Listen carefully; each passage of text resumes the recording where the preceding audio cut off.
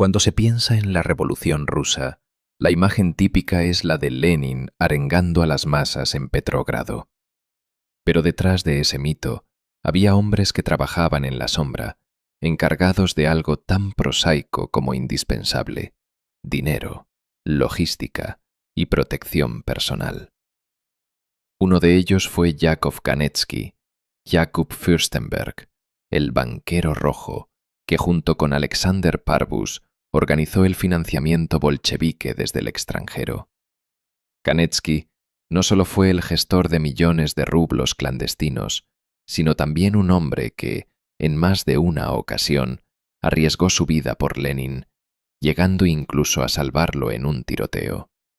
Ganetsky nació en 1879 en Varsovia, en el seno de una familia judía adinerada.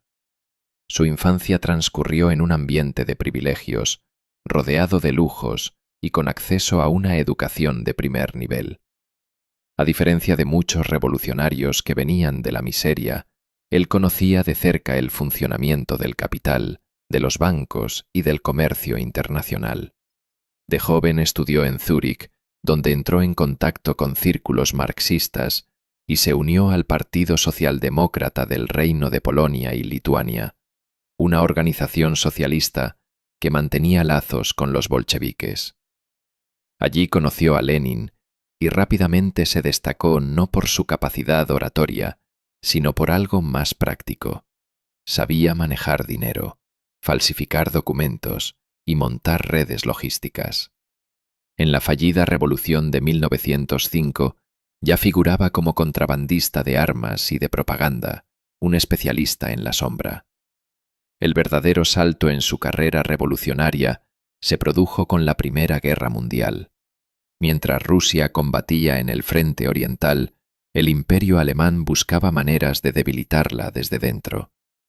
En ese escenario apareció Alexander Parvus, un socialista convertido en empresario especulador que propuso a Berlín un plan atrevido: financiar a los bolcheviques para provocar el colapso interno de Rusia.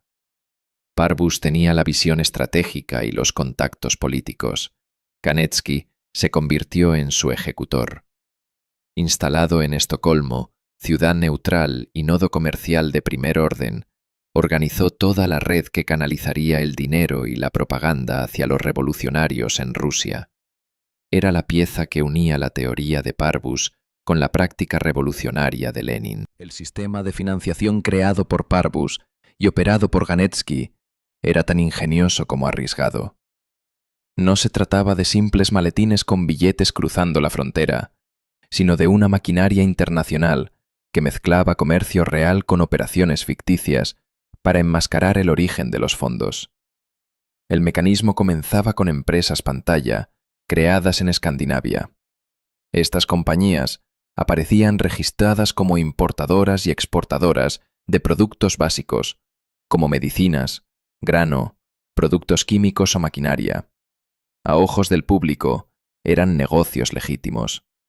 Pero en realidad, gran parte de sus transacciones eran meramente contables. El gobierno alemán transfería dinero a estas firmas, disfrazado como pagos por mercancías que en muchos casos nunca llegaban a existir. Los contratos y facturas daban la apariencia de legalidad. Desde ahí, los fondos pasaban a bancos suecos y daneses, donde Ganetsky, como representante, los recibía y los canalizaba hacia Rusia. La neutralidad de Suecia fue clave. Sus instituciones bancarias servían de puente perfecto entre Alemania y el Imperio ruso, sin levantar demasiadas sospechas. Ganetsky, con su experiencia familiar en el mundo financiero, sabía cómo mover esos recursos sin dejar huellas evidentes. Pero el dinero era solo una parte del plan. La red también estaba diseñada para introducir propaganda bolchevique a gran escala. Panfletos, periódicos y libros de Lenin y sus camaradas eran impresos en Estocolmo o Copenhague y luego enviados escondidos dentro de cargamentos comerciales. A menudo iban ocultos en cajas de medicinas, en doble fondo de barriles o incluso camuflados entre telas y utensilios. Así, la palabra revolucionaria Llegaba a fábricas y cuarteles en Rusia, alimentando el descontento obrero y militar. Además, la logística incluía apoyo directo a militantes revolucionarios.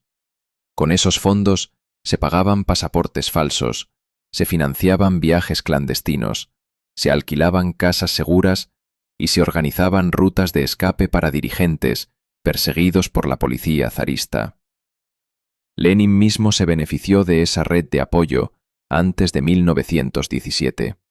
En pocas palabras, el sistema era un lavado de dinero político, enmascarado como comercio internacional, que servía tanto para financiar huelgas como para imprimir propaganda, sostener a líderes en el exilio e incluso organizar el regreso de Lenin a Rusia. En abril de 1917, tras la Revolución de Febrero, Lenin necesitaba regresar de Suiza a Rusia. Fue Ganetsky quien gestionó, desde Estocolmo, los contactos y las garantías con las autoridades alemanas para permitir el famoso viaje en el tren sellado que atravesó Alemania rumbo a Petrogrado. Aunque no subió al tren, Ganetsky fue pieza fundamental en esa operación. Sin su intermediación financiera y logística, Lenin jamás habría llegado a tiempo para tomar el control del proceso revolucionario en Rusia. Pese a su fama de banquero revolucionario, Ganetsky también demostró valor personal en situaciones de riesgo. En el agitado Petrogrado de 1917, mientras Lenin participaba en un acto público en una asamblea obrera, se desató un tiroteo. Grupos hostiles a los bolcheviques irrumpieron disparando contra la tribuna donde Lenin hablaba. En cuestión de segundos, la sala se convirtió en un caos de gritos, humo y disparos. Lenin estaba en el centro del escenario, completamente expuesto y convertido en un blanco fácil. Fue entonces cuando Ganetsky, que lo acompañaba como parte de su círculo cercano, reaccionó sin pensarlo. Se lanzó hacia él, lo empujó al suelo y se colocó encima de su cuerpo para cubrirlo. Mientras tanto, otros militantes repelían a los atacantes. El saldo fue varios heridos, pero Lenin salió ileso gracias a esa reacción instintiva de Ganetsky. De haber recibido una bala aquella tarde, el destino de la Revolución de Octubre habría cambiado para siempre. A partir de ese momento, la confianza personal entre ambos quedó reforzada. Lenin ya no veía en él solo a un banquero y organizador, sino también a un camarada dispuesto a arriesgar su vida.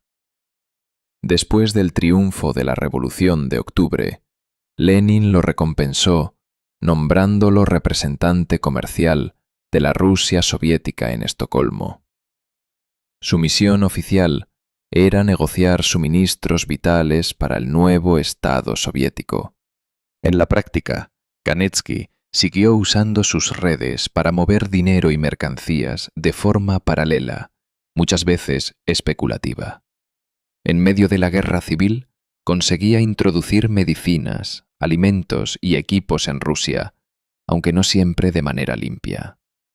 Sus operaciones estaban llenas de sobornos, favores y beneficios personales. Algunos bolcheviques lo acusaban abiertamente de enriquecerse, pero Lenin seguía defendiéndolo. Para él, Ganetsky era demasiado útil como para dejarlo caer. La muerte de Lenin en 1924 marcó un antes y un después. Sin el respaldo directo del líder revolucionario, Ganetsky perdió la protección que lo había mantenido a salvo de las críticas. Permaneció en el Comisariado de Comercio Exterior, pero ya no con el peso político de antes. Con el ascenso de Stalin y el clima paranoico de los años 30, su pasado internacional se convirtió en un problema. Había estado vinculado a Parbus, a empresas extranjeras y a fondos alemanes. Todo eso bastaba para convertirlo en un sospechoso en una época en que Stalin veía enemigos en cada rincón. En 1937, en pleno apogeo de las grandes purgas, Kanetsky fue arrestado por la NKVD. Acusado de espionaje y corrupción, fue ejecutado poco después. Así terminó la vida del hombre que había financiado y protegido a Lenin, borrado como tantos otros del registro oficial soviético. Kanetsky fue una figura decisiva en la historia revolucionaria, aunque su nombre no haya alcanzado la fama de otros dirigentes. Desde Estocolmo manejó la compleja logística financiera que, gracias a Parbus y al apoyo alemán, sostuvo a los bolcheviques en los años más difíciles. Además de banquero y contrabandista, también fue el hombre que un día, en medio de un tiroteo, salvó a Lenin de una muerte segura. Su destino final, ejecutado en 1937, simboliza la paradoja de tantos revolucionarios, haber construido el poder que luego los devoró.